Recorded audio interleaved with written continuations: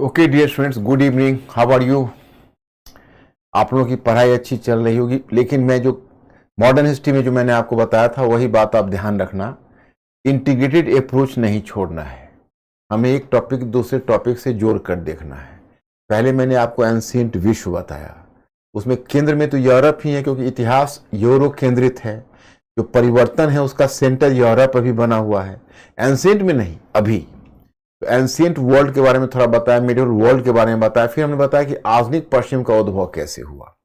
तो कैसे एक छोटी सी घटना, कुछ है तो बहुत बड़ी घटना, लेकिन यूरोप की घटना है कुस्तुनतुनिया का पतन, और उसने कैसे भौगोलिक खोज को शुरू की और कैसे नाविक जब एक क्षेत्र से दूसरे क्षेत्र में जाने लगे तो पूर्वी विश्व के मार्ग की खोज नहीं हुई, एक दूसरे अमेरिकन कॉन्टिनेंट अस्तित्व में आ गया, और कैसे अमेरिकन प्रेशियस मेटल ने यूरोप को आगे बढ़ा दिया, कैसे सामंतवाद का पतन हुआ, पूंजीवाद का उद्भव हुआ, व्यावसायिक क्रांति हुई, वाणिज्यवाद व्यावसायिक क्रांति वाणिज्यवाद के रूप में डेवलप हुआ। सामंतवाद के कब्र से यूरोप के महत्वाकांक्षी शासक निकले, उन्होंने अपनी राष्ट्रीय सीमा स्पष्ट की, पुनर्जागरण घटित हुई विचारों के आदान प्रदान से, धर्म सुधार आंदोलन घटित हुआ, उसे जो धर्म सुधार आंदोलन है वो घटित हुआ तो सर्वव्यापी चर्च व्यवस्था टूट गई। सामंतवाद का पतन हुआ तो दूसरा अखिल यूरोपीय संस्था टूट गई। मध्ययुगीन तीन मध्ययुगीन यूरोपीय संस्था थी, एक सामंतवाद, दूसरा सर्वव्यापी चर्च व्यवस्था और तीसरा पवित्र रोमन साम्राज्य। तो दो टूट चुका, दो को टूटने की कहानी हमने आपको बताई, आज तीसरे को टूटने की कहानी भी आपको बताऊंगा, पवित्र रोमन साम्राज्य।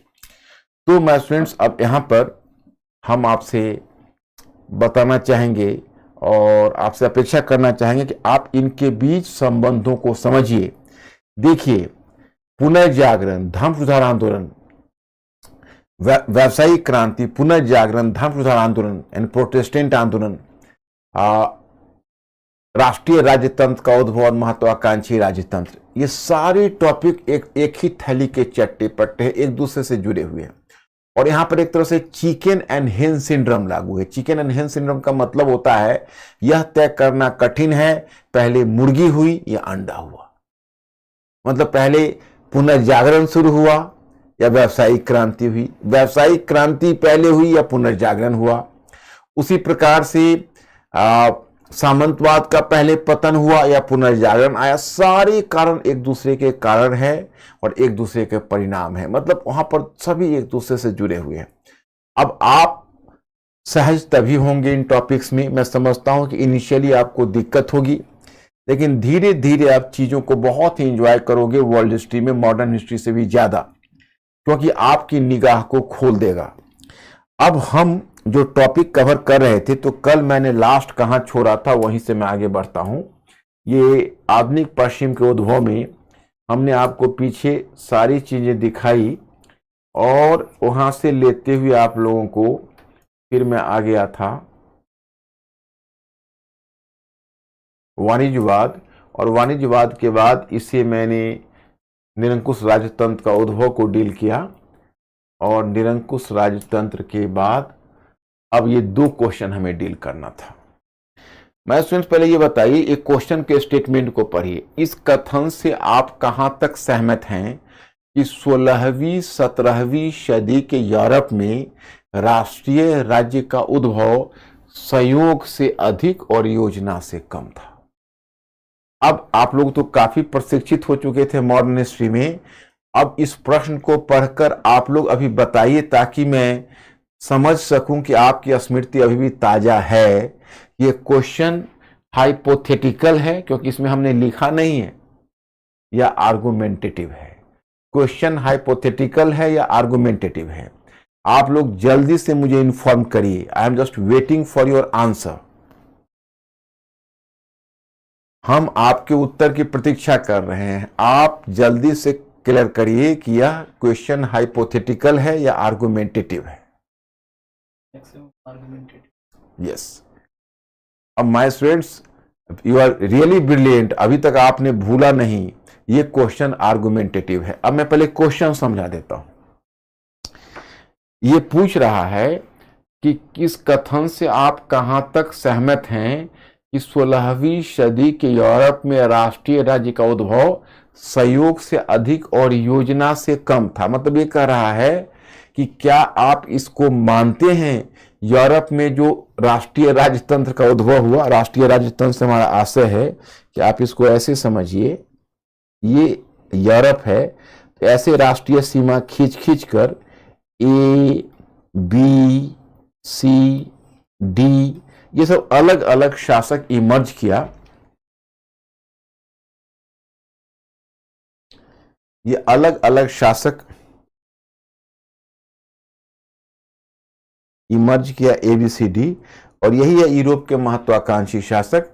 और यूरोप के जो ये महत्वाकांक्षी शासक हैं, इन्होंने राष्ट्रीय सरहदें खींची और एक मजबूत राजतंत्र का के उद्भव को संभव बनाया। तो ये क्वेश्चन पूछ रहा है, ये जो शासक जिनका उदय हुआ है ABCD जो मैंने लिखा हुआ है, क्या यह योजना से नहीं हुआ, इस सहयोग से हो गया? मतलब बिल्ली के भाग से छीका टूटा, ये राष्ट्रीय राजतंत्र के उद्भव में कोई योजना नहीं थी, क्या ये सहयोग मात्र था? तो क्या लगता है, हमें इससे सहमत होना चाहिए या असहमत होना चाहिए?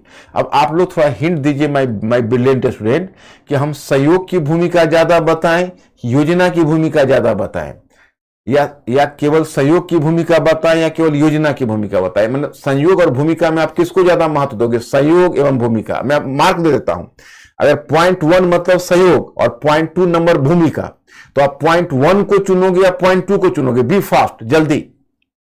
संयोग की भूमिका ज्यादा मानोगे या योजना की? 1 और 2, 1 संयोग 2 योजना।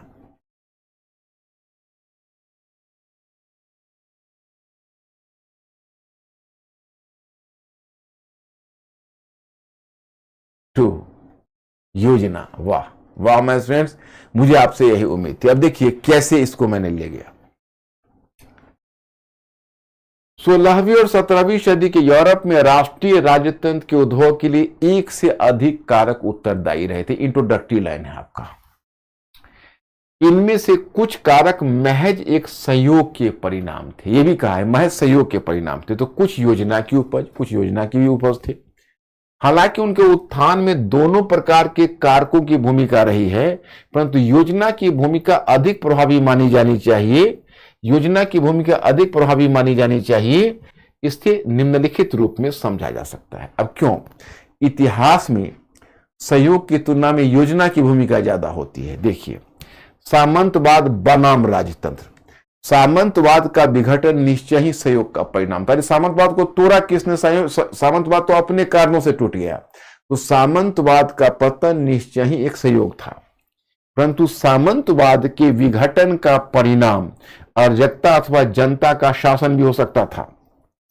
लेकिन यूरोप के महत्वाकांक्षी शासकों ने इससे फायदा उठाया और इसे योजनाबद्ध ढंग से राजतंत्र के पक्ष में मोड़ दिया। अब जैसे देखो, किसी को एग्जाम में 6 चांस मिलता है, तो यह और किसी मिलता है, तो यह चलिए सहयोग है, सबको 6 चांस है, आपको भी है।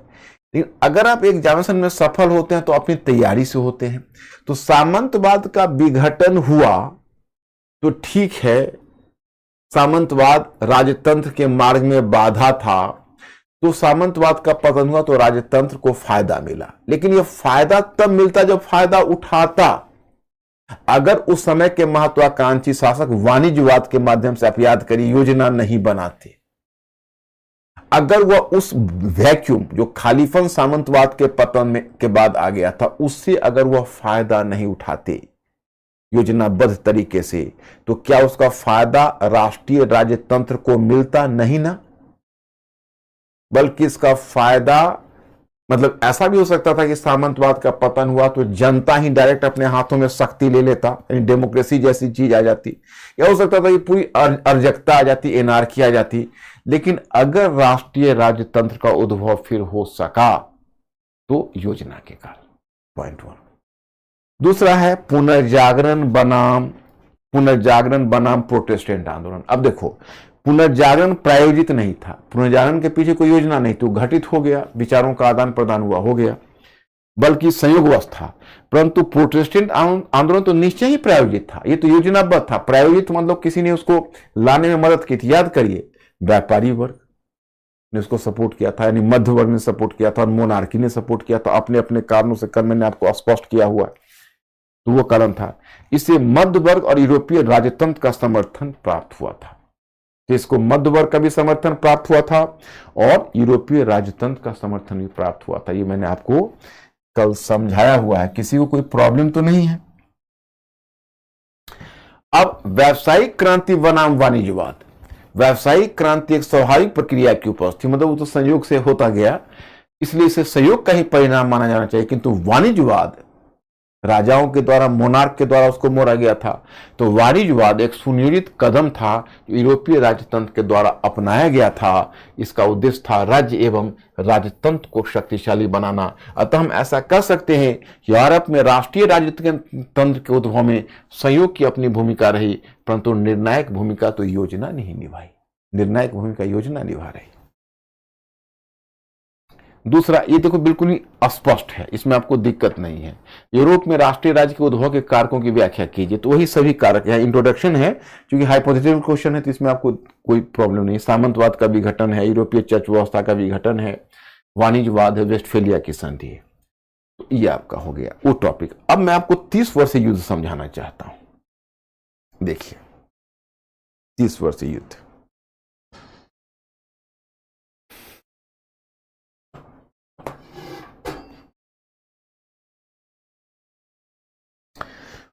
अंकुर ओके हैं सब?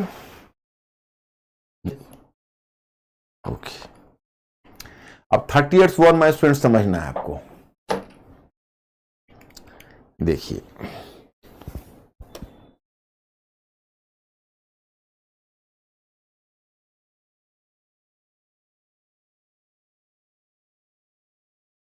आपको यहां पर इंट्रोडक्शन में दिया है कि जैसा कि हम जानते हैं कि धर्म सुधार आंदोलन के बाद यूरोपीय देश आपस में विचारधारा के आधार पर उसी प्रकार बट गए थे जिस प्रकार आगे वे शीत युद्ध के काल में बट गए थे। ये प्रोटेस्टेंट और रोमन कैथोलिक के बीच बटे हुए थे, इसलिए इनके बीच गठबंधन भी धर्म के आधार पर होता था। परंतु 30 वर्षीय युद्ध का यूरोपीय देशों के अंतर्राष्ट्रीय संबंधों पर निम्नलिखित प्रभाव देखा गया।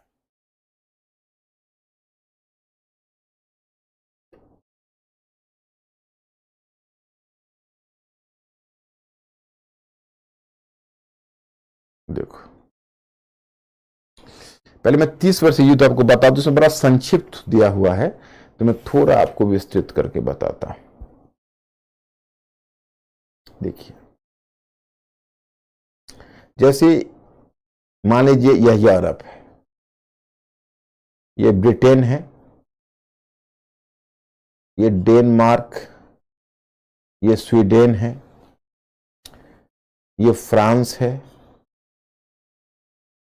ये जर्मनी, ये इटली, ये पवित्र रोमन साम्राज्य का क्षेत्र है, ये ऑस्ट्रिया है, ये स्पेन है, ये जर्मन राज्य है छोटे छोटे।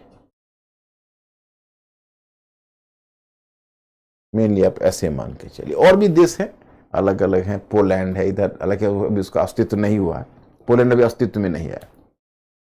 तो घटना कुछ ऐसी हुई कि आपको मैं बता चुका हूं कि जो सॉरी ये इधर जर्मनी में नहीं होगा,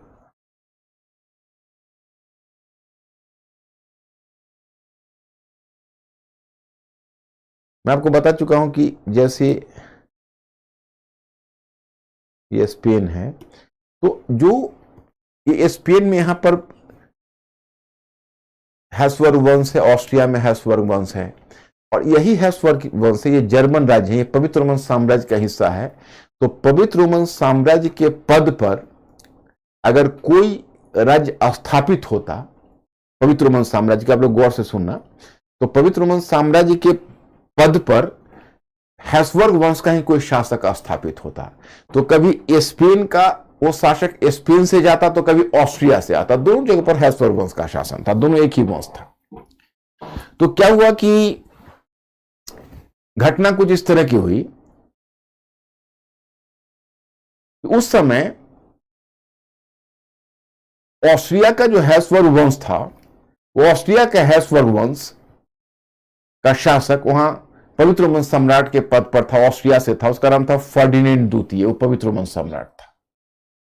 और यहां जर्मनी में क्या था कि जर्मनी में धीरे धीरे प्रोटेस्टेंटों का प्रभाव बढ़ता जा रहा था। और मैंने आपको पवित्र रोमन साम्राज्य के बारे में बताया, याद है कि वह ईसाई रहा था और पवित्र रोमन सम्राट चर्च व्यवस्था का रक्षक अपने को मानता था, रोमन कैथोलिक धर्म का रक्षक मानता था।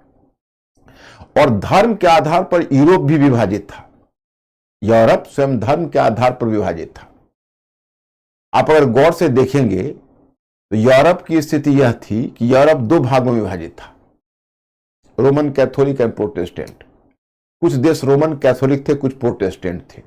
और उस समय यूरोपीय देशों का जो परस्पर संबंध बनता था वो धर्म के आधार पर बनता था। रोमन कैथोलिक देश अपना एक समूह बना लेते थे, आपस में उनका गठबंधन हो जाता था, प्रोटेस्टेंट आपस में गठबंधन हो जाता था और दोनों के बीच युद्ध हो जाता था। तो धर्म एक मुद्दा था यूरोप में। अंतर्राष्ट्रीय संबंधों के निर्धारण में यूरोप में उस समय धर्म एक महत्वपूर्ण मुद्दा बनकर उभरा था। तो अब क्या हुआ कि मैं आपको बताना चाहता इस सिलसिले में कि इसी क्रम में एक घटना हुई। घटना ऐसे हुई कि जर्मनी में प्रोटेस्टेंटों का प्रभाव बढ़ता जा रहा था। उसमें जो पवित्र रोमन सम्राट उस समय फर्डिनेंड द्वितीय था, उसको लगा यार चिराग तले अंधेरा, जर्मनी हमारा क्षेत्र है, पवित्र रोमन साम्राज्य का केंद्रीय क्षेत्र है और वहां पर प्रोटेस्टेंटों का प्रभाव बढ़ रहा है। इसका तो मतलब है कि हमारे नाक के नीचे प्रोटेस्टेंट पंथ पनप रहा है। इसने क्या किया, ऑस्ट्रिया के जो फर्डिनेंड द्वितीय था, इसने एक सेना भेज दी और जर्मनी में एक जगह था बवेरिया।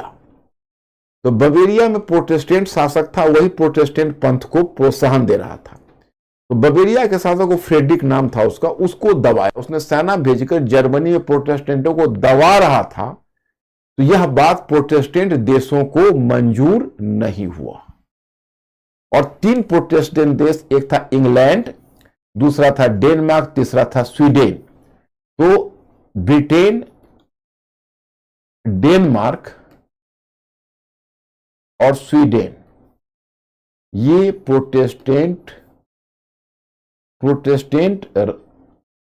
राष्ट्र थे, प्रोटेस्टेंट देश थे। तो इन्होंने आपस में गठबंधन बना के पवित्र रोमन साम्राज्य के अगेंस्ट में युद्ध की घोषणा कर दी। ये प्रोटेस्टेंटों के पक्ष में खड़े हो गए। तो जिसको कहते हो 30 वर्षीय युद्ध, वह 1618 में शुरू हो गया और 30 वर्षों तक चलता रहेगा, यानी 1648 तक ये युद्ध चलता रहेगा। अब देखो इसमें दिलचस्प बात है, उस पर आपको नजर रखनी है। ये तो बड़ा नेचुरल है कि पवित्र रोमन सम्राट रोमन कैथोलिक है और प्रोटेस्टेंट शक्ति उसके अगेंस्ट में खड़े हो गए। इसमें दिलचस्प बात यह है कि फ्रांस का जो आप राज्य देख रहे हो, ये फ्रांस में उस समय बुर्बो वंश का शासन था। आप इन दोनों का नाम याद रखो, क्योंकि इतिहास में आप हैब्सबर्ग वंश और बुर्बो वंश के साथ एक लंबे समय तक चलने वाले हो। तो बेहतर है कि दोनों वंश का नाम अभी से याद कर लो। हैब्सबर्ग वंश पवित्र रोमन सम्राट के पद को सुशोभित करता था और बुर्बो वंश का शासक फ्रांस में शासन करता था। उसी बुर्बो वंश के शासक में आप देखोगे नाम था लुई 13वां। पहले फ्रेडरिक हेनरी चतुर्थ हुआ, फिर लुई 13वां हुआ। उस समय फ्रांस में लुई 13वां का शासक था। लुई 13वां भी एक शक्तिशाली शासक था, जैसे ऑटोक्रेटिक जिसको तुम कहते हो, राष्ट्रीय राजतंत्र का उद्भव होता, निरंकुश मोनार्क था। लेकिन सबसे बड़ी बात थी कि लुई 13वां का मंत्री था, उसका नाम था रिशलू। जो रिशलू था ये बहुत कुशल था और बड़ा महत्वाकांक्षी। जो रिशलू है वो बड़ा कुशल था। तो देखिए, अब होना यह चाहिए कि फ्रांस एक रोमन कैथोलिक देश था। तो जब युद्ध शुरू हुआ तो फ्रांस को कायदे के हिसाब से चाहिए था कि वह पवित्र रोमन सम्राट फर्डिनेंड द्वितीय के साथ खड़ा हो। लेकिन आपको जानकर आश्चर्य होगा कि यहां मामला हो गया वंशानुगत प्रतिस्पर्धा का। बुर्बो वंश अपने आप को यूरोप का सबसे प्रतिष्ठित वंश मानने लगा था। तो उसको लग रहा था बुर्बो वंश को कि हैब्सबर्ग वंश अभी यूरोप का सबसे प्रतिष्ठित वंश बना बैठा है। अगर इसमें हैब्सबर्ग वंश को धूल चाटनी पड़ेगी तो हैब्सबर्ग वंश के धूल चाटने के साथ ही उस वंश की प्रतिष्ठा धूमिल हो जाएगी और बुर्बो वंश की प्रतिष्ठा बढ़ जाएगी। तो जानते हो, एक रोमन कैथोलिक देश होते हुए भी उसने रोमन कैथोलिक प्रोटेस्टेंट देश ब्रिटेन, फ्रांस और डेनमार्क, इसका नाम मैंने लिख दिया, प्रोटेस्टेंट देश हैं। इन तीनों को पहले चुपके चुपके सहायता करने लगा और आगे चलकर खुल्लम खुल्ला प्रोटेस्टेंट ताकत के अगेंस्ट में खड़ा हो गया। समझ सकते हो, रोमन कैथोलिक होते हो। इसका मतलब क्या है माय स्टूडेंट्स? इसका मतलब यह है, यह यूरोपीय राजनीति में यथार्थवाद का सूचक था। धर्म का मुद्दा चला गया हाशिए पर और राजनीतिक स्वार्थ का मुद्दा प्रधान बन गया, तो राजनीतिक हित को तरजीह दी जाने लगी और धर्म के आधार पर जो यूरोपीय देशों में गठबंधन था वह युग समाप्त हो गया। तो यही दर्शाता है कि वेस्टफेलिया 30 वर्षीय युद्ध ने यूरोपीय राजनीति में एक नई टर्निंग ला दी। ओके, दिस एक इसमें और भी पेच है मैं जो आपको समझाऊंगा। ये जो आप जर्मनी देख रहे हो, तो मैं जर्मनी में कल आपको बता चुका हूं कि वहां पर मार्टिन लूथर ने विद्रोह किया। तो जो मार्टिन लूथर के जो मार्टिन लूथर के अनुयायी थे वो कहलाते थे लूथरवादी।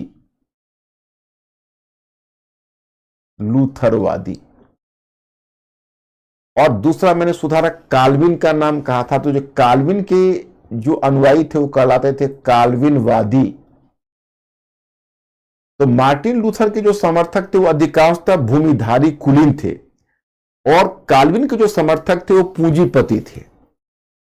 तो क्या हुआ कि लूथरवादी में लूथरवाद का प्रभाव पहले जर्मनी में था, मार्टिन लूथर का, लेकिन जब काल्विनवाद का उद्भव हुआ तो काल्विनवाद का प्रभाव बढ़ने लगा और लूथरवाद का प्रभाव कम होने लगा। तो आपको जानकर आश्चर्य होगा कि जब पवित्र रोमन सम्राट काल्विनवादियों को जर्मनी में दबा रहा था तो लूथरवादी, वो भी प्रोटेस्टेंट था, वो भी प्रोटेस्टेंट थे, लेकिन लूथरवादी पवित्र रोमन सम्राट की सहायता कर रहे थे क्योंकि वो चाहते थे काल्विनवादी की प्रगति जर्मनी में ना हो ताकि लूथरवाद का प्रभाव बना रहे। अब my student, the point to be noted is कि फ्रांस एक रोमन कैथोलिक देश होकर भी एक दूसरे पवित्र रोमन सम्राट के अगेंस्ट में प्रोटेस्टेंट शक्ति की मदद कर रहा है और लूथरवादी प्रोटेस्टेंट होते हुए भी अपने ही भाई बिरादर काल्विनवादी के अगेंस्ट में खड़ा है और प्रोटेस्टेंट होते हुए भी वो पवित्र रोमन सम्राट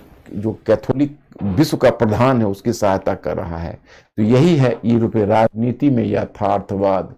ये 30 वर्ष युद्ध की देन है। अब इतना अगर आप लोग ओके कर दोगे हमें कि हाँ सर हम क्लियर हैं, तब हम आपको वेस्टफेलिया की संधि का प्रावधान बताएंगे और बताएंगे वेस्टफेलिया की संधि का क्या महत्व है पूरे विश्व राजनीति में, यूरोपीय राजनीति में नहीं, विश्व राजनीति में, वो मैं क्लियर करूंगा। और आज के बाद फिर वेस्टफेलिया की संधि को भूलने नहीं दूंगा क्योंकि वहीं से आपका अंतर्राष्ट्रीय संबंध का भी दरवाजा खुलेगा। तो पहले इतना में आप मुझे श्योर कर दो कि आपका क्या सिचुएशन है। तुम mister Ankur, just ask my students what there situation.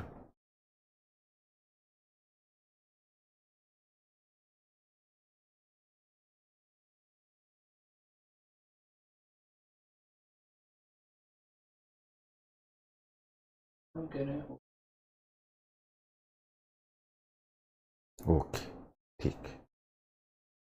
तो अब मैं आपको बताता हूं वेस्टफेलिया की संधि। अब दोनों पक्ष 30 वर्ष तक तो लड़े जमकर, फिर दोनों पक्ष आपस में लड़ते लड़ते थक गए।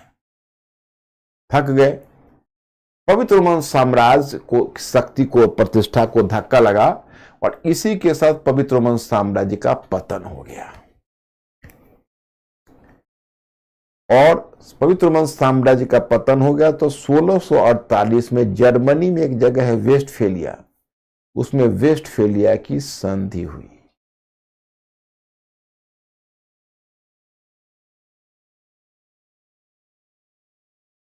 वेस्टफेलिया की संधि हुई। अब वेस्टफेलिया की संधि के प्रावधानों को देखिए। प्रावधान क्या है? तो वेस्टफेलिया की संधि का प्रावधान है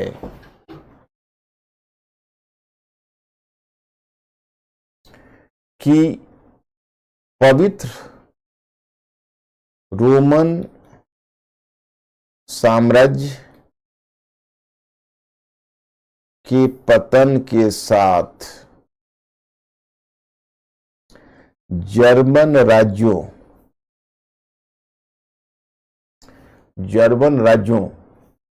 को विदेश नीति के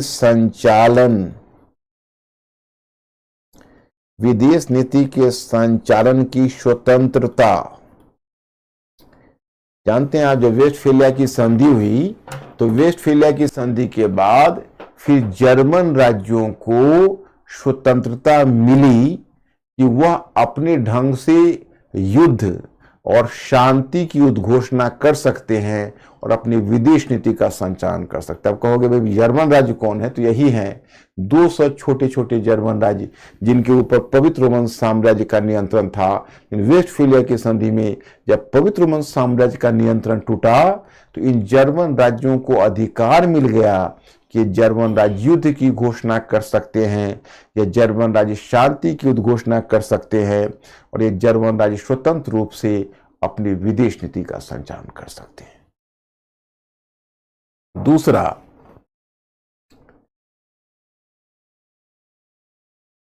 वेस्टफेलिया, दूसरा आप कह सकते हैं कि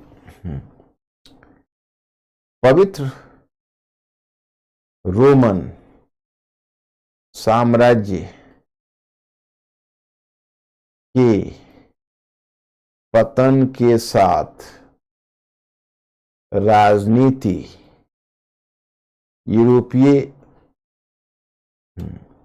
यूरोपीय देशों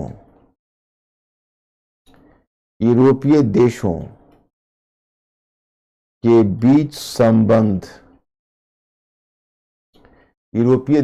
बीच संबंध धर्म के आधार पर नहीं बल्कि शक्ति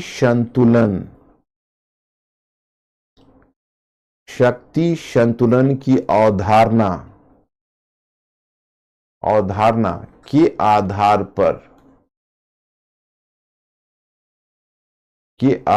पर निर्धारित होने लगा।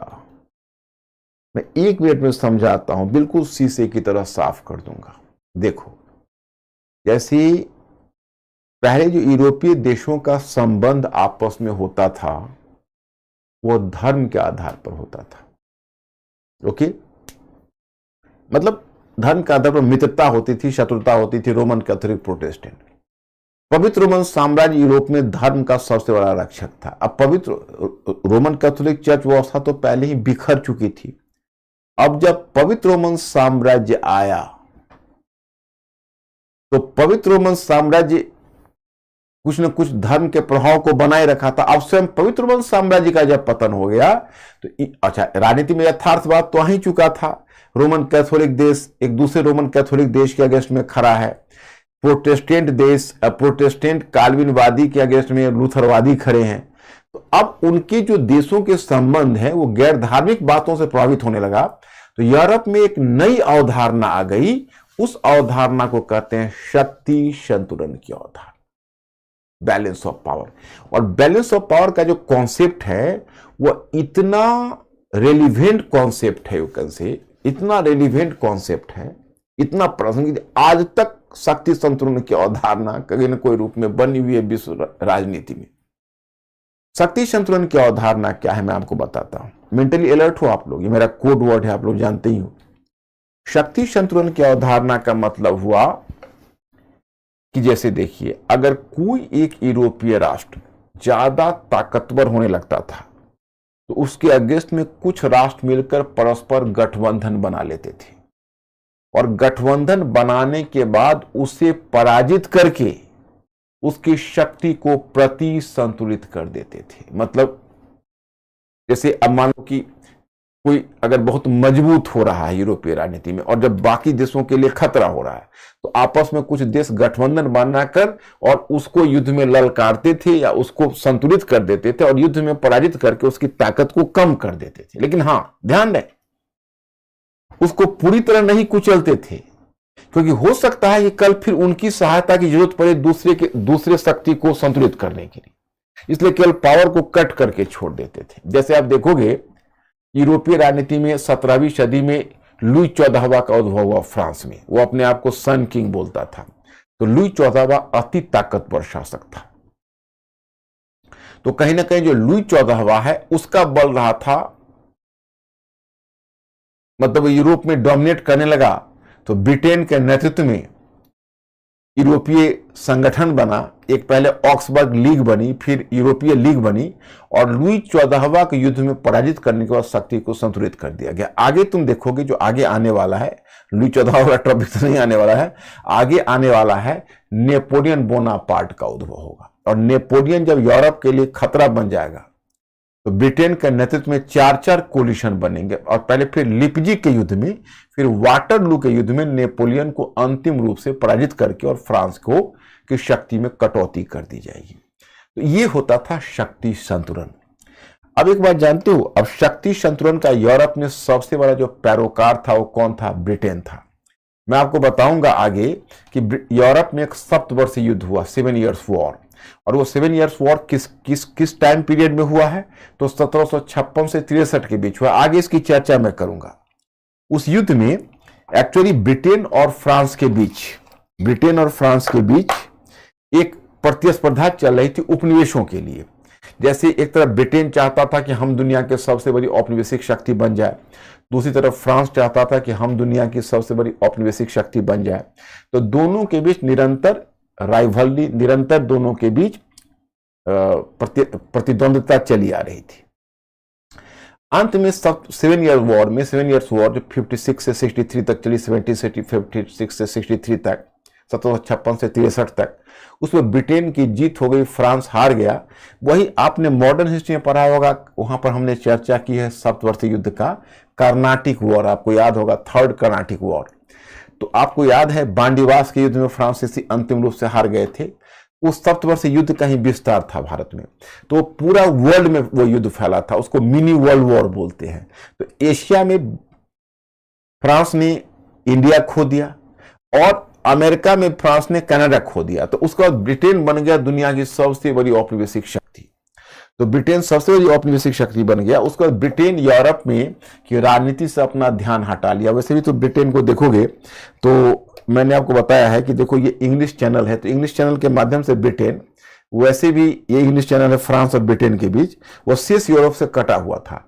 तो ब्रिटेन चूंकि शेष यूरोप से कटा हुआ था, तो यूरोपीय की महाद्वीपीय राजनीति में उसकी रुचि बहुत ज्यादा नहीं थी, वो अपना सामुद्रिक व्यापार में होता था। लेकिन जब जब यूरोप में शक्ति संतुलन बिगड़ता, ब्रिटेन एक बार फिर यूरोपीय राजनीति में लौट आता। जब भी यूरोप में शक्ति संतुलन बिगड़ता, ब्रिटेन यूरोपीय राजनीति में लौट आता और शक्ति को फिर प्रतिसंतुलित करके फिर वो अपने सामुद्रिक व्यापार में चला जाता। और क्यों शक्ति संतुलन के लिए ब्रिटेन इतना क्यों चिंतित है?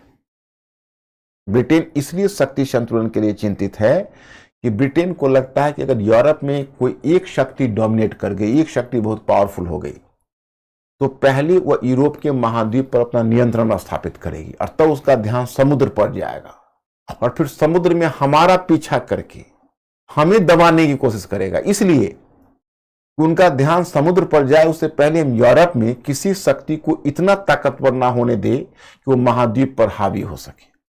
इसलिए माय फ्रेंड्स, नेपोलियन जब ऐसा पावरफुल हुआ तो ब्रिटेन उसके साथ युद्ध लड़ा और वहां गठबंधन यूरोपीय देशों का बनाया। और आगे मैं आपको बताऊंगा, जब रूस ज्यादा ताकतवर होगा तो ब्रिटेन फ्रांस के साथ गठबंधन बनाकर क्रीमिया का युद्ध लड़ेगा। मैं आपको क्रीमिया का युद्ध भी बताऊंगा, वो भी शक्ति संतुलन को स्थापित करने के लिए ब्रिटेन ने लड़ा था। और फिर उसके आगे फर्स्ट वर्ल्ड वॉर और सेकेंड वर्ल्ड वॉर, ये दोनों वर्ल्ड वॉर जो ब्रिटेन लड़ेगा वो भी शक्ति संतुलन को बनाए रखने के लिए लड़ेगा। एक बार क्वेश्चन भी पूछा था, हालांकि ऑप्शन में पूछा था वो, कि प्रथम विश्व युद्ध शक्ति संतुलन को पुनर्स्थापित करने के लिए लड़ा गया था। इस कथन से आप कहां तक सहमत हैं? तो मैं फ्रेंड्स, शक्ति संतुलन वही बैलेंस ऑफ पावर का कॉन्सेप्ट है। अब थोड़ा आप हमें हिंट कर दीजिए कि आप बैलेंस ऑफ पावर एक बड़ा ही मतलब इंपॉर्टेंट विचार है, इसलिए मुझे थोड़ी जिज्ञासा है कि आप बैलेंस ऑफ पावर या शक्ति संतुलन को समझ पाए या नहीं। इसलिए mister Ankur, ask my students कि थोड़ा आप हिंट कर दीजिए मुझे, तब मैं आगे बढ़ता हूं।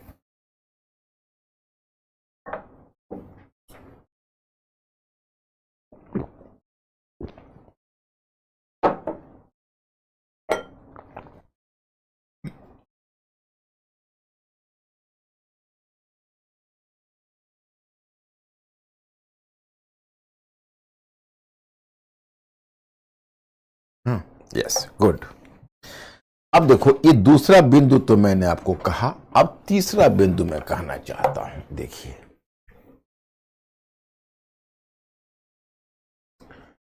अब देखो, पवित्र रोमन साम्राज्य तो एक बहुत पैरामाउंट पावर था, पूरे यूरोप पर अकेला सोया हुआ था, इतना बड़ा था, विशाल। तो अब वो तो कमजोर पड़ गया। अब यूरोपीय राष्ट्र आ गए। तो पहली बात तो यही है कि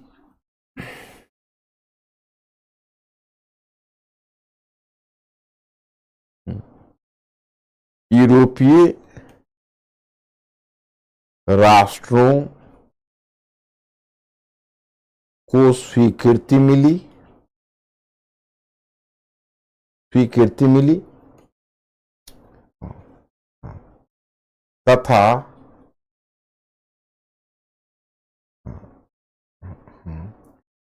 चाहे राष्ट्र का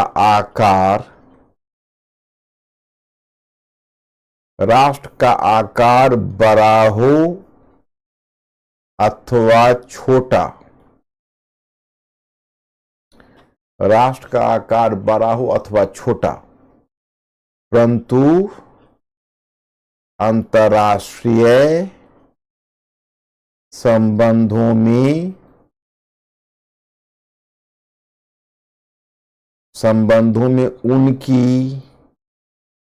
अंतर्राष्ट्रीय संबंधों में उनके बीच समानता की अवधारणा को स्वीकृति। देखिए, जैसे अब मैं एक बात बताना चाहता, एक्चुअली है ऐसा।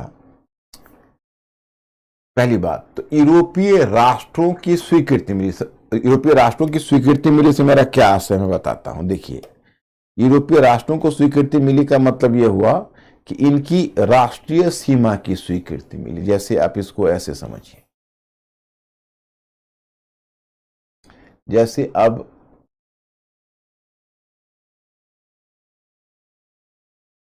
मान लीजिए ये है इनकी राष्ट्रीय सीमा, जैसे यह है Europe,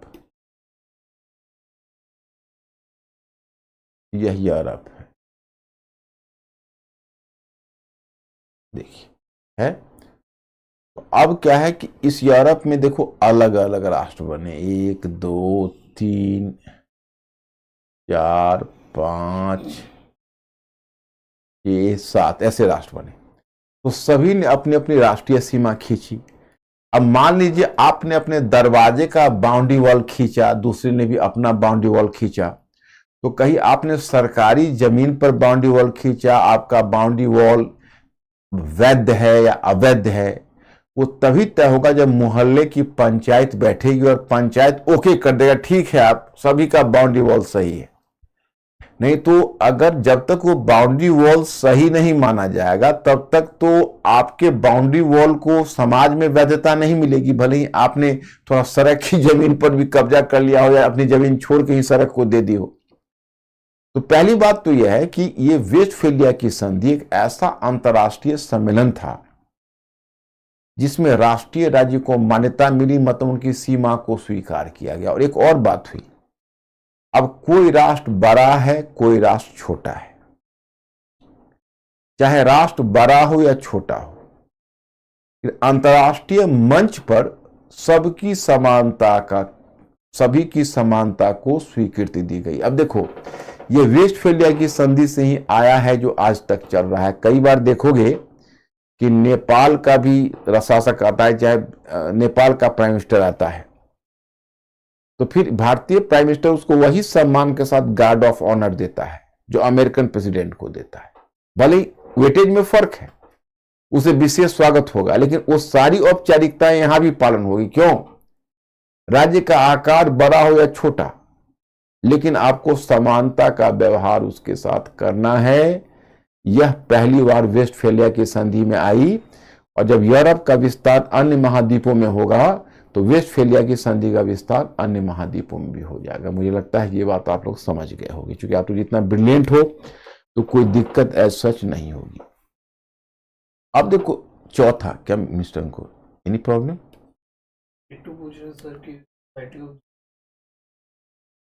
Bittu, society of Jesus एक ईसाई संगठन था जो प्रति धर्म आंदोलन का हिस्सा था। वो रोमन कैथोलिक का एक ब्रांच था। उसका उद्देश्य था अपने धर्म का प्रसार करना। That is called society of Jesus.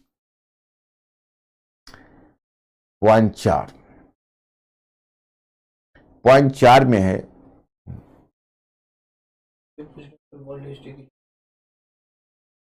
Ajay मैंने कितना आपको समझाया है कि आप वर्ल्ड हिस्ट्री में जो मैं पीडीएफ देता हूं उससे काम चलाइए। आप अगर बुक पढ़ना शुरू करेंगे तो अभी आप डाइवर्ट कर जाओगे। जो पीडीएफ मैंने दिया है उसको, उससे काम चलाइए। जो क्लास में मैं बोलता हूं उसको पचाइए। अजय इतना कर लिया तो आपको जिंदगी में कभी वर्ल्ड हिस्ट्री में दिक्कत नहीं होगी। पढ़ने का लालच बुक अभी छोड़ दीजिए आप। मैं आपको सफिशिएंट स्टडी मटेरियल प्रोवाइड कर रहा हूं। आज भी मैंने प्रबोधन का मैटर प्रोवाइड किया। आपने डाउनलोड किया अभी तक? बताइए, डाउनलोड किया? हम खुद ही आपको सफिशिएंट स्टडी मटेरियल दे रहे हैं। हम आपकी पूरी पढ़ाई को अपने निरीक्षण में रखना चाहते हैं कि आप लोगों को कोई भी दिक्कत ना हो। लेकिन अभी अगर मैं एनसीईआरटी कहूँगा तो पहली बात यह है कि जितना क्रोनोलॉजिकली इंटीग्रेटेड मैं पढ़ा रहा हूँ वैसा आपको कोई बुक में मिलेगा नहीं। आप पढ़ेंगे तो दूसरा रास्ता जा रहा होगा। एनसीईआरटी पढ़ने में, अब जैसे अब क्लास 9 10th कहीं बताऊं तो उसमें कनेक्टिविटी तो नहीं है, अलग अलग चैप्टर्स, उसमें आपको अच्छा खासा टाइम लग जाएगा। आप ऐसा करिए कि जो मैं मैटर दे रहा हूं उसी को पढ़िए। और मैं पहले क्लास में ही बता दिया था, तो ये इश्यू अब क्यों उठ रहा है आई डोंट नो।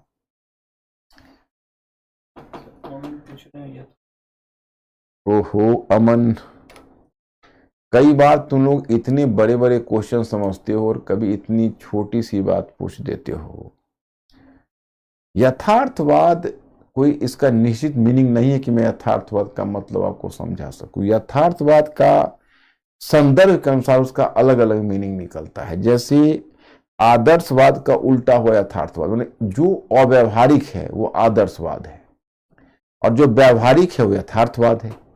लेकिन अब कौन कितना अव्यवहारिक है और कितना व्यवहारिक हो सकता है कि जिसको तुम व्यवहारिक समझ रहे हो वह उसको अव्यवहारिक समझे। कोई किसी, अगर जिसको अव्यवहारिक समझ रहा है उसको तुम व्यवहारिक। जैसे मैं बताऊं, गांधी जी ने जब कहा था कि आप लोग उत्पादन को बढ़ाने के बजाय उपभोग में कटौती करिए, सभी लोग खुश रहिएगा, यही महात्मा गांधी बोलते थे। याद है कि आप उत्पादन को बढ़ाने की बात कर रहे हैं, परंतु उत्पादन को बढ़ाने का फायदा नहीं है, बल्कि आप उपभोग में कटौती करिए। उसमें लोग कहा कि अरे आदर्शवादी हैं, ये इनका अव्यवहारिक बातें कर रहे हैं। आज जब पर्यावरण संकट आया और दुनिया समाप्त होने के कगार पर आ गई, लोग कहते हैं गांधी जी का यह विचार बहुत यथार्थवादी है, उन्होंने युग से पहले युग की आहट सुन ली थी। इसी तरह से यथार्थवाद और जो आदर्शवाद है कोई एब्सोल्यूट टर्म नहीं है, रिलेटिव टर्म है। तो ऐसे रिलेटिव टर्म की जो मीनिंग होती है वो संदर्भ के आधार पर बदलती है। क्या अंकुर, एनी क्वेश्चन फर्दर? अब देखो, अब चौथा पॉइंट मैं आपको बताना चाहता हूं कि जैसे राष्ट्र, तो राष्ट्र के प्रधान के रूप में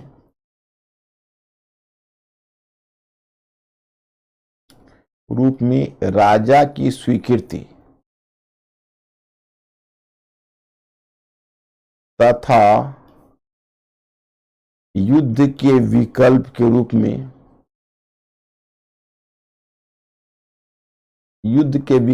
रूप में कूटनीति की शुरुआत। अब ये क्या है मैं आपको बताना चाहता हूं। जैसे देखो, कौन राष्ट्र मतलब कौन राष्ट्र का प्रतिनिधित्व कौन करता है, राजा करता है या प्रजा करती है? तो वेस्टफेलिया की संधि ने तय किया कि राजा ही राष्ट्र का प्रधान है, प्रजा की कोई पहचान नहीं है, प्रजा का अपना कोई पहचान ही नहीं है। मतलब जब भी राष्ट्र टू राष्ट्र संबंध होगा, अंतर्राष्ट्रीय कूटनीति की शुरुआत दूतों का आदान प्रदान, दूतों का आदान प्रदान, मतलब अंतर्राष्ट्रीय कूटनीति की शुरुआत होगी और दूतों का आदान प्रदान एक दूसरे देश करेंगे। लेकिन ध्यान रहे, प्रजा की कोई पहचान नहीं, जो पहचान है राजा, जो डील होगा राजा से होगा। आप किसी देश के आंतरिक मामले में कोई राजा या किसी राजा के प्रजा के मामले में कोई दूसरा राजा नहीं बोल सकता। मतलब जैसे लोग कहते हैं ना, हमारी चौखट नहीं लांघना, मतलब कि महिलाओं से बात नहीं करने का, उसी तरह से प्रजा से बात नहीं करने का, जो भी बात करनी है हमसे करो। तो कहीं ना कहीं यहां पर प्रजा का कोई अस्तित्व नहीं। पहले आप जानते हो, एक दिलचस्प बात बताता हूं, पहले जो मैरिज होता था दो राजवंशों के बीच, मतलब एक तक कहीं की राजकुमारी होती थी, कहीं का राजा, तो दहेज में एक भूभाग दे दिया जाता था। अब दहेज में भूभाग मिलता था तो पता चला 50,000 आपकी जो प्रजा है वो इस देश से उस देश में चली गई, उसका पूछने वाला कोई नहीं। इस राष्ट्र से उस राष्ट्र में पता चला 50,000 प्रजा चली गई। तो नेचुरल है, प्रजा का कोई ऐसा नहीं है। और फिर युद्ध के विकल्प के रूप में अंतर्राष्ट्रीय कूटनीति की शुरुआत हुई। पहले क्या होता था, इधर से आप युद्ध के लिए जाते हो, उधर से वो युद्ध के लिए आते और सीधे युद्ध हो जाएगा। अब है कि नहीं, दूसरी जो राष्ट्रों बीचों बचाव करे, आप युद्ध मत करिए, अरे मेरी बात मानिए, बैठिए, हम लोग इसका कोई निर्णय करते हैं, कोई ना कोई रास्ता निकलेगा, युद्ध नहीं करिए। तो कूटनीति के माध्यम से युद्ध का विकल्प ढूंढा जाता है। हमें याद है एक घटना, में एक वाकया आपसे शेयर करना चाहूंगा। ये घटना है 2001 की, जब इंडियन पार्लियामेंट पर जब हमला हुआ था और पाकिस्तान इंडिया के बीच तनाव हुआ था, तो आर्मी का डिप्लॉयमेंट शुरू हो गया था राजस्थान बॉर्डर पर। इधर से भी उधर पाकिस्तान की तरफ से भी अटल बिहारी वाजपेयी प्राइम मिनिस्टर थे। राजस्थान के बॉर्डर पर इंडियन आर्मी ने वहां जमावड़ा लगाया, उधर पाकिस्तान भी अपना आर्मी डिप्लॉय करने लगा। और फिर मैंने न्यूज़पेपर में पढ़ा कि अब पश्चिमी देश भी इस बात के प्रति आश्वस्त हो चुके, मैंने इस बात के प्रति कन्विंस्ड हो चुके हैं कि लगभग अब युद्ध छिड़ेगा। एक दिन मैंने न्यूज़पेपर में पढ़ा कि अमेरिकन लोग और ब्रिटिश गवर्नमेंट दोनों अपने अपने सिटीजन से अपील किया कि आप इंडिया पाकिस्तान को जल्दी खाली करके आ जाइए। अब तो लगा कि भाई अब तो युद्ध छिड़ जाएगा। तभी अटल बिहारी वाजपेयी यहां से राजस्थान बॉर्डर गए और फिर राजस्थानी पगड़ी बांधी और अपना स्पीच देना शुरू किया वहीं पर राजस्थान में कि हम युद्ध का एक नया इतिहास रच देंगे। और फिर वो लिखते हैं कि अंतर्राष्ट्रीय, मतलब अन्य देश भी इस बात को समझ रहे हैं इस पूरी प्रकरण में किसकी गलती है, लेकिन अंतर्राष्ट्रीय संगठन और अन्य देश भी इसमें अपना उत्तरदायित्व नहीं निभा रहे हैं। और मतलब एक तरह से संकेत यह था कि यार तुम लोग कोई बीचों बचाव के लिए नहीं आ रहे हो, कोई कूटनीति की बात नहीं कर रहे हो, लगता है लड़ा के छोड़ोगे आपस में क्या। तो बेसिकली इसने हिंट दिया, उसको देखा मैंने, कल से अमेरिका ब्रिटेन सभी एक्टिव हो गए और टेंशन डिफ्यूज हो गया। अमेरिका ने दबाव डाला पाकिस्तान के ऊपर, पाकिस्तान के 3A का दबाव पड़ता है, अल्लाह, अमेरिका और आर्मी। तो अमेरिका ने दबाव डाला, तुरंत परवेज मुशर्रफ ने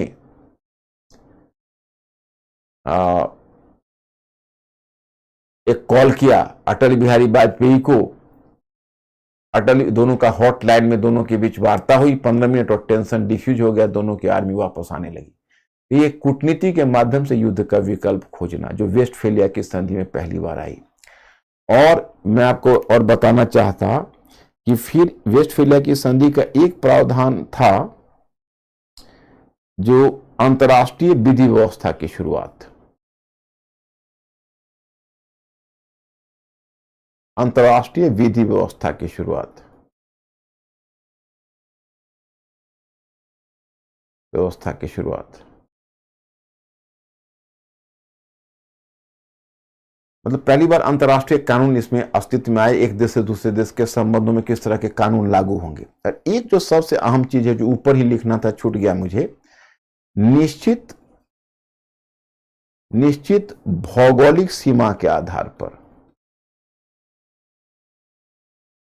निश्चित भौगोलिक सीमा के आधार पर राष्ट्र का निर्माण। जैसे राष्ट्र का जो निर्माण है वो निश्चित भौगोलिक सीमा के आधार पर राष्ट्र होना चाहिए, निश्चित भौगोलिक सीमा उसकी। अब देखिए वेस्टफेलिया पद्धति जिसको कहते हैं, आज भी तुम अंतर्राष्ट्रीय संबंध पढ़ोगे तो वेस्टफेलिया की संधि को समझे बिना अंतर्राष्ट्रीय संबंध नहीं समझ सकते। और जो वेस्टफेलिया व्यवस्था है तो यूरोप में लागू हुई, लेकिन मैस्ट्रिक्ट से वेस्टफेलिया व्यवस्था आ गई भारत, ये लागू हो गई एशिया, अफ्रीका और अन्य कॉन्टिनेंट में। क्योंकि यूरोप का विस्तार अन्य महाद्वीपों में हुआ तो हर जगह वेस्टफेलिया संधि लागू कर दी। अब देखो अब क्या प्रॉब्लम होगा, मैं आपको दिलचस्प बात बताता हूं।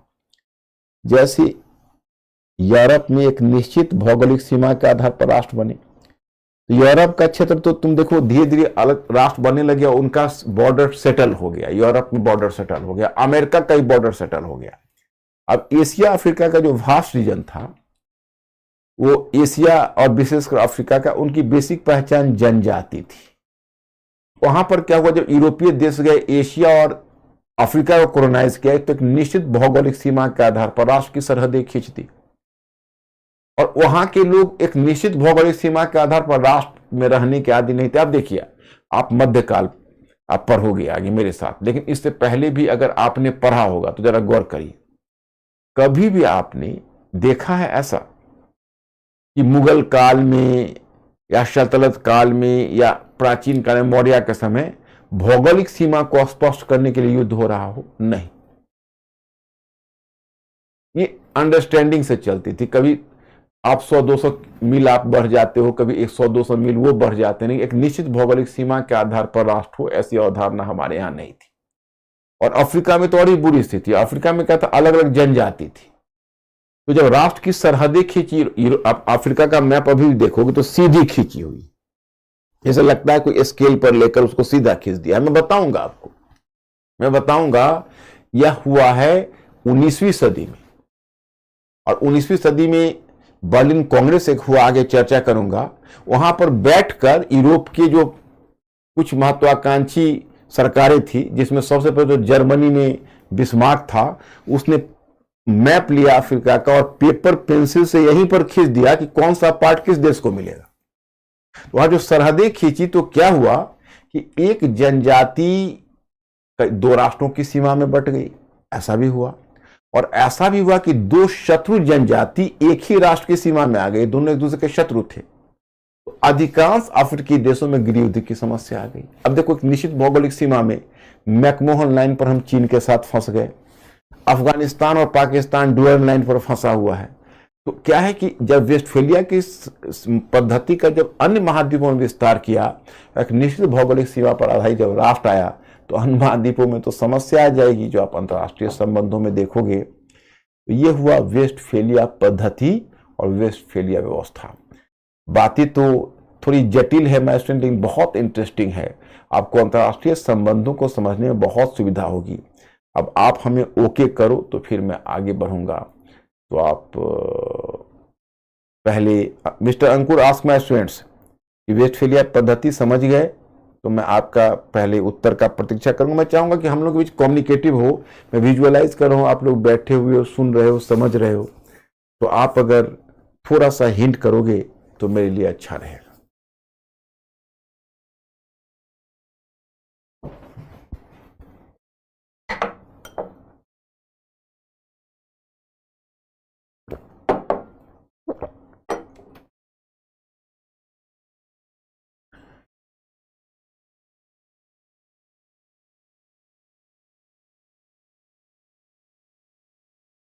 Okay, good.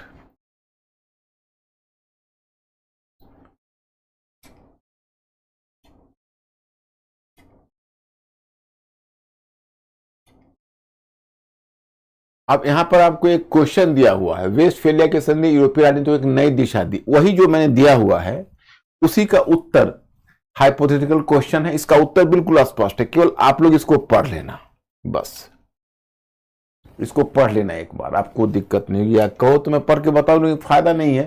तो वेस्टफेलिया की संधि आपको अच्छे से समझा दिया, उसी पर क्वेश्चन दिया हुआ है। अगर आपको कहीं दिक्कत हो तो आप मुझसे पूछ लेना। अब अंतर अनुशासनात्मक दृष्टिकोण देखो। अब अंतर अनुशासनात्मक दृष्टिकोण में आपको ये बताना चाहता हूं, क्योंकि देखो मेंटली अलर्ट हो आप लोग, ये मेरा कोड वर्ड है, आप लोग जानते ही हो।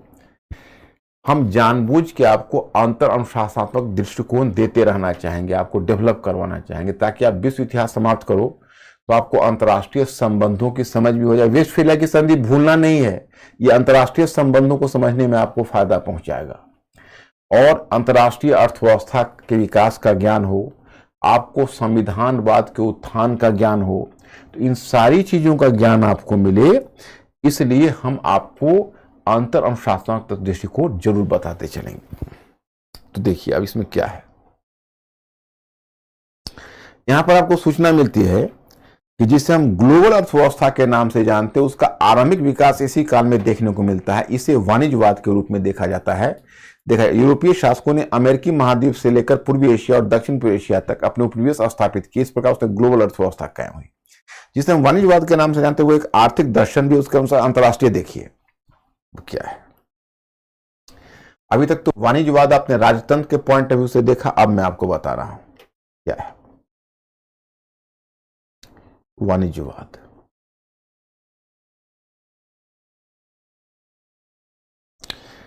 वाणिज्यवाद, आप लोग मेंटली अलर्ट होना, इसको समझना। वाणिज्यवाद एक आर्थिक दर्शन है, आर्थिक दर्शन भी है। यह आर्थिक दर्शन क्या बोलता है पता है? यह आर्थिक दर्शन बोलता है कि जो अंतर्राष्ट्रीय व्यापार होता है उसकी मात्रा सीमित होती है। ये कहता है जो अंतर्राष्ट्रीय व्यापार होता है उसकी मात्रा सीमित होती है। मतलब सीमित होती है का मतलब है कि दो देश, मतलब एक कंट्री और बी कंट्री, बी देश, इन दोनों के बीच अगर व्यापार हो रहा है तो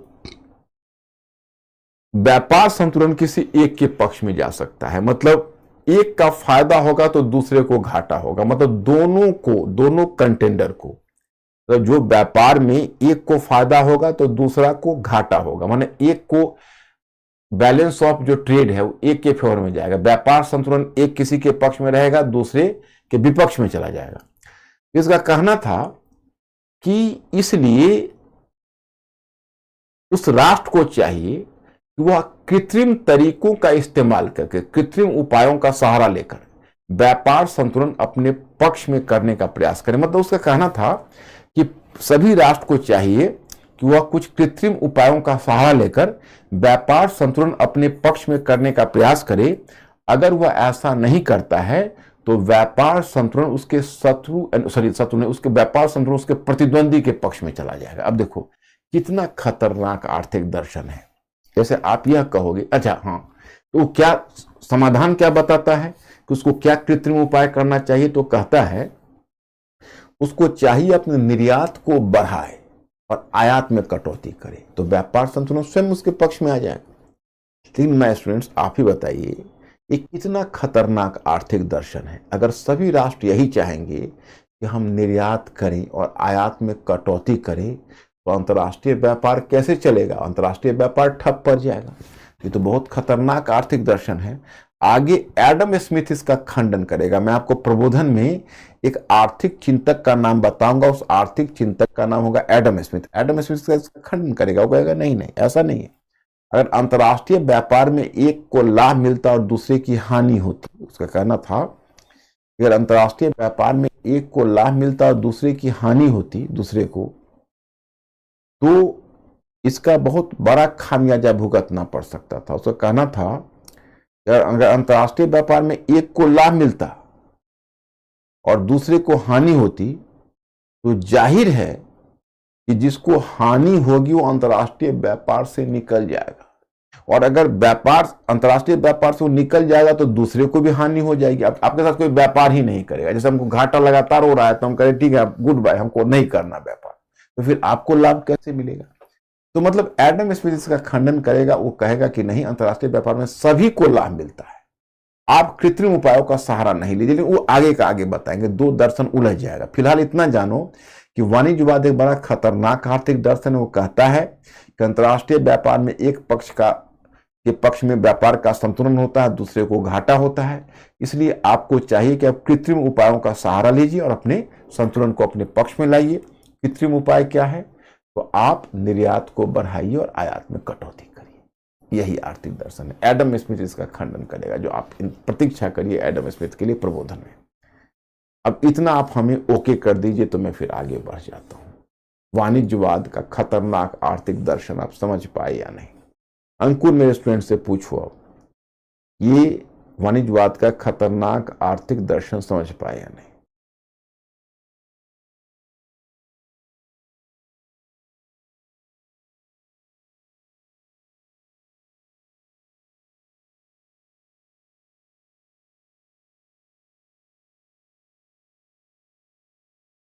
ओके है। आप लोग फिर एक बार मेरे मैटर को जाके फिर दोबारा रिवाइज करोगे।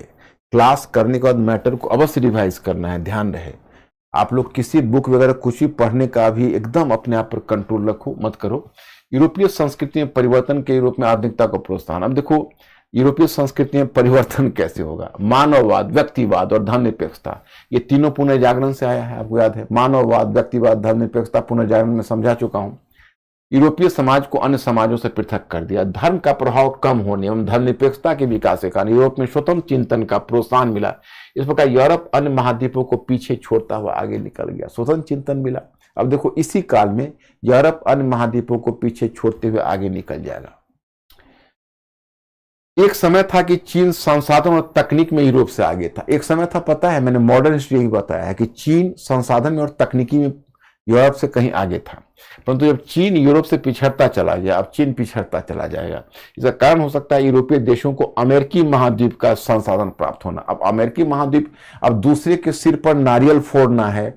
अब यूरोपीय देश समृद्ध होंगे अमेरिकी महाद्वीप के संसाधन से, तो उनको संसाधन मिल गया तो चाइना पीछे हो गया। यूरोपीय देशों के अमेरिकी महाद्वीप के से संसाधन प्राप्त होना। एक दिलचस्प तथ्य है कि दिशा सूचक यंत्र का विकास भी सर्वप्रथम चीन में हुआ। दिशा सूचक यंत्र जो समुद्र में रास्ता बताता है, उसका आविष्कार चीन में हुआ। सर्वप्रथम चीन ने किया। तथा 15वीं सदी में चीन के एक शासक जेंग हे, 15वीं सदी में चीन के एक शासक जेंग हे ने सामुद्रिक यात्रा आरंभ की थी। मतलब चीन का एक शासक जेंग हे था, उसने सामुद्रिक यात्रा आरंभ की थी। शासक ने, चीन का यात्री, एक सामुद्रिक यात्रा आरंभ की थी। शासक नहीं, यात्री है, गलत हो गया। जेंग हे ने सामुद्रिक यात्रा आरंभ की थी। इसे चीन का कोलंबस कहा गया है, जेंग हे को। परंतु चीन के परंपरागत को, जैसे कोलंबस, वास्को डी गामा तो 15वीं सदी के अंत में सफलता पाई है, लेकिन 15वीं सदी के पूर्वार्ध में ही लगभग 1407 से 33 के बीच जेंग हे ने 7 सामुद्रिक यात्राएं की थी, जो पूर्वी एशिया से शुरू करके और अफ्रीका के पूर्वी कोस्ट तक गया था। लेकिन वो भूमध्य सागर की तरफ नहीं जा पाया, क्योंकि उस समय चर्चा यह थी, चीनी समाज परंपरावादी समाज था, और उस समय इस तरह की परिकल्पना थी कि जिब्राल्टर मैंने कल आपको बताया था कि स्पेन के दक्षिण में है, और भूमध्य सागर से जब अटलांटिक महासागर में आप जाते हो तो जिब्राल्टर को क्रॉस करते हो। तो पता नहीं चीनी समाज में उस समय वो विचार फैला हुआ था कि जिब्राल्टर से पश्चिम, यानी जब आप भूमध्य सागर से अटलांटिक महासागर में जाओगे तो जिब्राल्टर से पश्चिम नर्क का द्वार है, वहां नहीं जाना चाहिए। बताओ, इस तरह का आर्थिक दर्शन, इस तरह का दर्शन चीन में था। चीन पिछड़ गया, यूरोप आगे निकल गया, और देखो यूरोप दुनिया को छोड़ते हुए कैसे आगे निकलता जाएगा, ये पूरी यात्रा आप देखिए। अब ये टॉपिक हमारा हो गया। अब मिस्टर अंकुर जरा पहले पूछिए कि आज आप लोगों को प्रबोधन का स्टडी मटेरियल मैंने भेजा था, तो आप लोगों ने प्रबोधन की स्टडी मटेरियल को आप लोगों ने डाउनलोड किया है अथवा नहीं किया है? इसका जवाब आप हमें पहले दीजिए। अंकुर, इनसे पूछिए।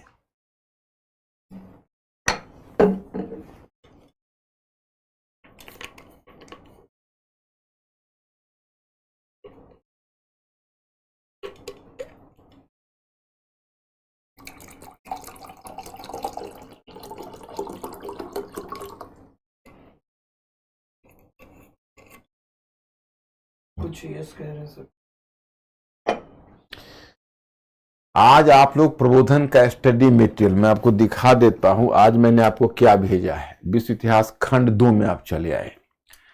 अब अचानक से आपको नहीं पढ़ना है, एक टॉपिक अकेला नहीं पढ़ना है। जो मॉडर्न हिस्ट्री में मैंने किया है वही चीज मैं आपको वर्ल्ड हिस्ट्री में भी करने जा रहा हूं। जैसे देखो, पहले आपका खंड 1 था। खंड 1 में आपने क्या क्या पढ़ा?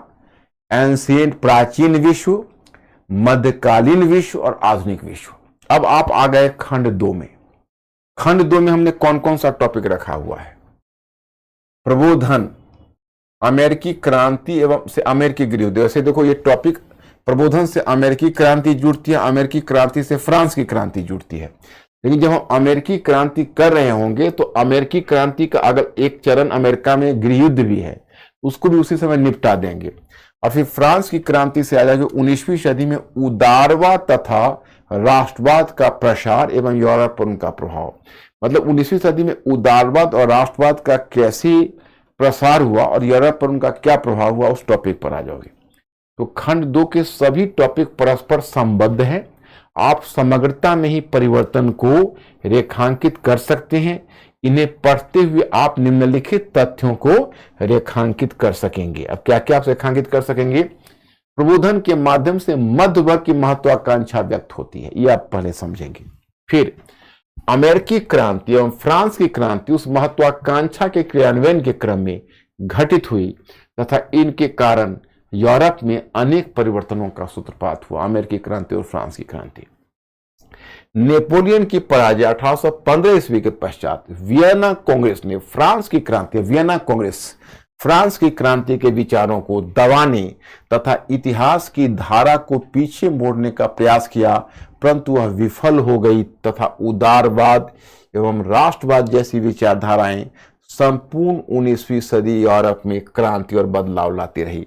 परंतु अभ्यर्थियों की सुविधा को ध्यान में रखकर अध्ययन सामग्री उन्हें उपखंडों में प्रदान की जाएगी ताकि उन पर अध्ययन का अधिक दबाव ना पड़े। लेकिन एक बार मैं सारा टॉपिक नहीं भेजूंगा।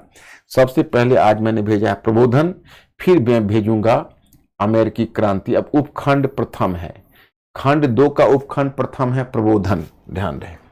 अब यही प्रबोधन अर्थ एवं परिभाषा, प्रबोधन का आधार अथवा कारण, प्रबोधन की विशेषताएं एवं उसका विचार, प्रबोधन काल के प्रमुख चिंतक एवं उनके विचार, प्रबोधन का प्रभाव राजनीतिक, आर्थिक, सामाजिक और प्रबोधन की सीमाएं। इतना एरिया हमें करना है। चलो अब देखिए प्रबोधन।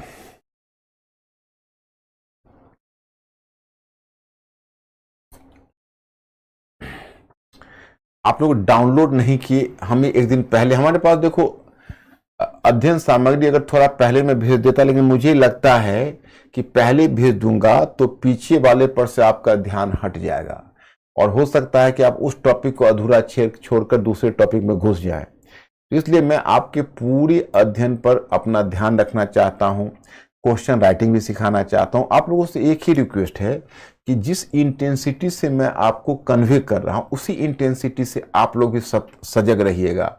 आप को मैं देख रहा हूं, आप केवल अपने अध्ययन से विचलित नहीं होइएगा और घर पर एक डिटर्मिनेशन लेकर आपको हमारे साथ काम करना। आप देखना एक साल में जब पूरा कोर्स जब समाप्त होगा तो आपका हिस्ट्री तो समाप्त हो जाएगा एक आध महीने में, क्योंकि आपका मॉडर्न हिस्ट्री हो ही चुका, वर्ल्ड हिस्ट्री आपको हो जाएगा कमिंग मंथ में। फिर उसके बाद आपको मैं इंडियन हिस्ट्री और कल्चर, जिसमें एंशिएंट हिस्ट्री, मेडिवल हिस्ट्री और कल्चर, उसको भी फिनिश कर देंगे। और पैरेलल में आपका दूसरा क्लास भी चल रहा है, तो इसी तरह से आपका जीएस का प्रोग्रेस होता रहेगा। लेकिन जो इंटीग्रेटेड अप्रोच हम चाहते हैं आपको लेना है, तो उसके लिए आपको करना यही होगा कि सभी टॉपिक को आपको बहुत ही सिंसेरिटी के साथ पढ़ना पड़ेगा। जैसे अब मैं आपको मैटर भेजता हूं तो आपको एक बार मैटर पहले थोड़ा पढ़ लेना है, क्लास अटेंड करने से पहले, एक बार आपको क्लास अटेंड करने के बाद।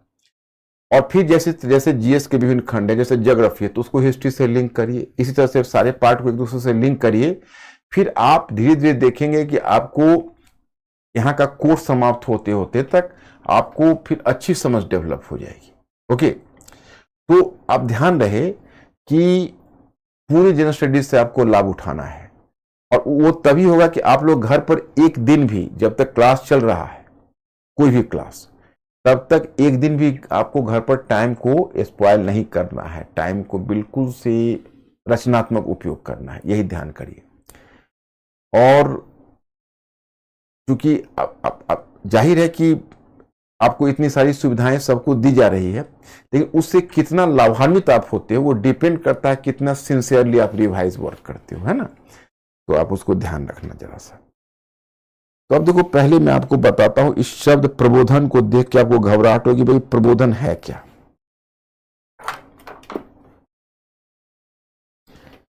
प्रबोधन, तो प्रबोधन का शाब्दिक अर्थ पहले आपको बताया गया है, बहुत साधारण से शब्द में है, बस इस शब्द को केवल जान लो कि प्रबोधन का अर्थ है, शाब्दिक अर्थ एक लंबे काल के अंधकार के पश्चात ज्ञान का प्रकाश है, जहां अंधकार का तात्पर्य है अज्ञान, अंधविश्वास और असहिष्णुता और अतीत के प्रति दासता बोध से है, जबकि प्रकाश का तात्पर्य ज्ञान से है। देखिए, अब मैं आपको क्या बताऊं कि अगर मैं पूछूं कि अच्छा प्रबोधन, अंग्रेजी में कहते हैं इनलाइटेनमेंट, उसका क्या मीनिंग है, तो आपको लगता है अरे कुछ एजुकेशन से संबंधित, कुछ पढ़ा लिखा शिक्षित प्रबोधन यानी प्रबुद्ध है। यहाँ प्रबोधन का एक विशेष अर्थ है। प्रबोधन का अर्थ है, मैंने शाब्दिक अर्थ है, एक लंबे काल के अंधकार के बाद प्रकाश का युग। वो अंधकार किस चीज का था? अज्ञान का अंधकार था, असहिष्णुता का अंधकार था, अतीत के प्रति दासता बोध का अंधकार था। ये सब केवल शब्दों की लफवाजी। यहां एक बात मैं बताऊं कि प्रबोधन का जो टॉपिक है एब्स्ट्रैक्ट टॉपिक है। प्रबोधन का टॉपिक एब्स्ट्रैक्ट टॉपिक है। मतलब एब्स्ट्रैक्ट टॉपिक का मतलब होता है कि भावात्मक टॉपिक है, तो उसमें आपको दिक्कतें फिर प्रबोधन में ये होती है कि आप अगर थोड़ा मेंटली अलर्ट नहीं रहते हो तो समझ में आने में दिक्कत हो जाएगी फिर। तो इसलिए आप हमारे साथ यहाँ पर बिल्कुल चलना, बल्कि मैं तो कहूँगा कि सारे क्लास में आप सिंसियर रहना। जितना आप सिंसियर रहोगे उतना ही सारे क्लासेस से आप फायदा उठा पाओगे। मतलब जितनी देर सुनना है, अब मेरा क्लास चलता है जितनी देर, फिर एक दूसरा क्लास भी आपको चलता है, दोनों क्लास को आपको ध्यान से और मेहनत से पढ़ना है, कोई कोताही नहीं करनी है, बिल्कुल आलस्य नहीं करना है। और फिर आपका धीरे धीरे कोर्स भी तो समाप्त होता जाएगा, बहुत उम्दा, और आप अच्छे ढंग से अपनी तैयारी को पूरा कर पाओगे। तो मैं आपको ये बताना चाहता कि जो बाकी जो टॉपिक है, अमेरिकी क्रांति है, फ्रांस की क्रांति, वो सब टॉपिक तो चल रहे हैं, लेकिन जो प्रबोधन का शाब्दिक अर्थ है, प्रबोधन का थोड़ा एब्स्ट्रैक्ट टॉपिक है, थोड़ा इसमें सावधान होकर पढ़ना है। तो एक लंबे काल के अंधकार के बाद प्रकाश का युग। वो अंधकार क्या था? तो अज्ञानता का था, असहिष्णुता का था, अंधविश्वास का था, अतीत के प्रति दासता बोध का था। तो कुल मिलाकर प्रबोधन यह दावा करता है कि 18वीं सदी में प्रबोधन आया है, 18वीं सदी की यूरोप में। माने 18वीं सदी से पहले का जो यूरोप है वो अंधकार में है, पुनर्जागरण को भी वो अंधकार ही मान लेता है। फिर आपको बताता है कि जैसा कि नाम से स्पष्ट है, प्रबोधन एक बौद्धिक आंदोलन था, यानी बौद्धिक आंदोलन का बौद्धिक क्रांति कही,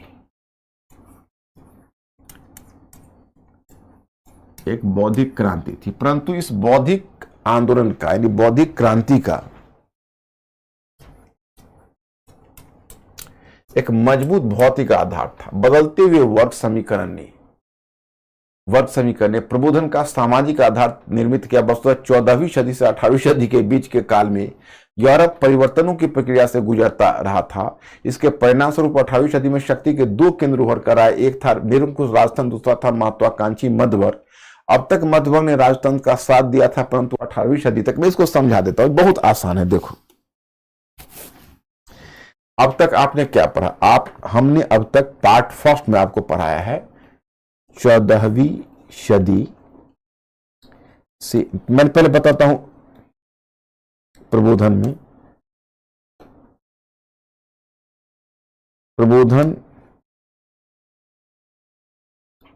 की पृष्ठभूमि में मैं पहला बताता हूं, यह है सामाजिक आधार। प्रबोधन का क्या है? सामाजिक आधार। अब ये सामाजिक आधार क्या कहता है उसको सुनो। जो प्रबोधन का सामाजिक आधार है, वो सामाजिक आधार यह कहता है कि 14वीं सदी से 18वीं सदी तक जो यूरोप परिवर्तन की प्रक्रिया से गुजरा है, यूरोप परिवर्तन की प्रक्रिया से गुजरा है, ऊपर लिखा हुआ है, इस परिवर्तन के परिणाम स्वरूप एक तरफ आ गया निरंकुश राजतंत्र, निरंकुश राजतंत्र, लेकिन दूसरी तरफ है महत्वाकांक्षी मध्य वर्ग, महत्वाकांक्षी मध्य वर्ग। एक तरफ है निरंकुश राजतंत्र और दूसरी तरफ है महत्वाकांक्षी मध्य वर्ग। तो क्या हुआ कि आपको याद है पार्ट फर्स्ट में मैंने बताया था कि मध्य राजतंत्र अपने शक्ति को स्थापित किया, राष्ट्रीय सीमा स्पष्ट की, सेना और नौकरशाही को स्थापित की, सामंतों की शक्ति को तोड़ा, चर्च को अपने राज्य के अधीन किया। तो अब राजतंत्र निरंकुश होकर अभी आराम से अपने आप को दृढ़ करने की कोशिश कर रहा है। तो पीछे से मध्य वर्ग ने भी कॉलर पकड़ लिया उसको, मतलब कॉलर पकड़ना ही सब मैं लिटरल सेंस में मत लेना, बस एक प्रतीकात्मक अर्थ में समझा रहा हूं, क्योंकि यह मध्य वर्ग वही मध्य वर्ग है जो वाणिज्यवाद के युग में राजतंत्र के साथ चल रहा था, और राजतंत्र और मध्य वर्ग के बीच एक गठबंधन था बना हुआ, समझ रहे हो। तो राजतंत्र और मध्य वर्ग के बीच एक प्रकार का गठबंधन बना हुआ था पहले, क्योंकि किसकी क्योंकि कुलीन वर्ग और चर्च दोनों के कॉमन शत्रु थे। लेकिन अब चर्च की ताकत भी टूट गई, कुलीन वर्ग की ताकत भी टूट गई, तो राजतंत्र निरंकुश होकर उभरा, लेकिन मध्य वर्ग भी तो पहले से महत्वाकांक्षी बनकर उभरा है। वाणिज्यवाद की नीति से तो राजतंत्र को फायदा था, मध्य वर्ग जो व्यापारी वर्ग ही मध्य वर्ग है उसको तो नुकसान भी था। तो उस समय उस नुकसान को बर्दाश्त कर रहा था, क्योंकि दोनों का कॉमन एनिमी कुलीन वर्ग और चर्च था।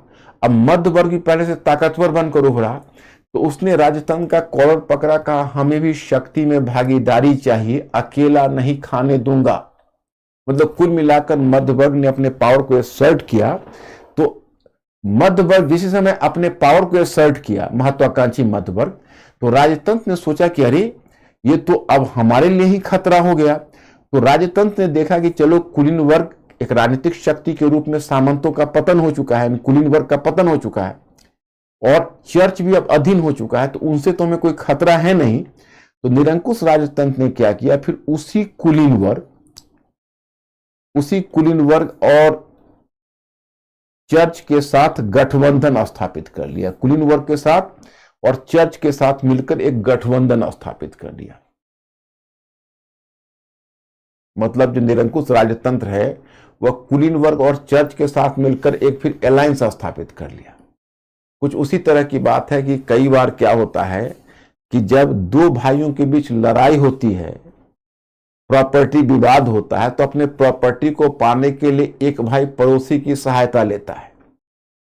लेकिन जब वो प्रॉपर्टी को रिगेन कर लेता है, तो प्रॉपर्टी को रिगेन करने के बाद भाई भाई और पड़ोसी पड़ोसी, मतलब कि फिर एक बार पुराना भयवट उनका उभर जाता है, और फिर भाई से बंधुता का लगाव फील करते हैं और पड़ोसी को दरकिनार कर देते हैं। तो कुलीन वर्ग और चर्च एक तरह से निरंकुश राजतंत्र का भाई था, दोनों की शक्ति का आधार एक था। एक समय था लड़ाई हुई थी अपने हक के लिए, लेकिन मध्य वर्ग तो पड़ोसी था। तो अब राजतंत्र ने अपनी फिर निकटता दिखाई कुलीन वर्ग और चर्च के साथ, और महत्वाकांक्षी मध्य वर्ग को साइडलाइन करने की कोशिश की। लेकिन मध्य वर्ग भी साइडलाइन नहीं हुआ। मध्य वर्ग ने इनके सामने एक मांगों की तालिका रखी। कुलीन वर्ग, राजतंत्र, कुलीन वर्ग और चर्च के समक्ष मध्य वर्ग ने एक मांगों की तालिका रखी। यहां पर भी शायद आपको मांगों की तालिका ये दी हुई है। एक मांगों की तालिका रखी, सत्ता पर नियंत्रण का प्रयास, मतलब कि इनके सामने, और ये जो मांगों की तालिका है, एक तरह से जो मांग इसने रखी, एक तरह से यही प्रबोधन है। मतलब राजतंत्र, कुलीन वर्ग और चर्च को सीधा अल्टीमेटम दिया कि अगर आप अपने आप को बदल सकते हो तो बदल लो, हम अब सहन नहीं करेंगे आपकी यह दादागिरी। तो ये हो गया, यही एक तरह से प्रबोधन है। यह मध्यवर्गीय विश्व दृष्टि है, यह मध्यवर्गीय विचार है जो राजतंत्र, कुलीन वर्ग और चर्च को बदलने के लिए दबाव डालता है। अब तुम लोग थोड़ा पढ़ लेना, प्रबोधन को पढ़ के आना। जितना टॉपिक में कौन सा एरिया है वो मैं बता देता हूं। बस इतना है, अंतरानुशासनात्मक तक इतना कल प्रबोधन आप लोग पढ़ के आना। हम कल आपको इसको क्लियर कर देते हैं और जरूर पढ़ के आना है। मैंने आपको कहा सिंसेरिटी दिखाना है। अभी जो मैंने समझाया है ये बात समझ में आई? थोड़ा अंकुर जरा मेरे स्टूडेंट से पूछो कि मांगों की तालिका, महत्वाकांक्षी, मध्य वर्ग और निरंकुश राजतंत्र के बीच जो प्रतिस्पर्धा मैंने बताई वो समझ में आया इन्हें?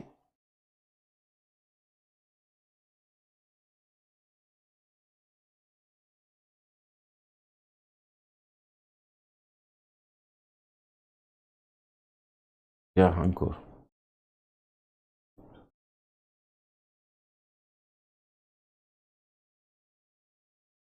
ओके, ठीक है माय स्टूडेंट्स, बस कल पढ़ के आना है सिंसियरली। हम मिलते हैं फिर कल आपसे। Okay, thank you very much, I will see you tomorrow.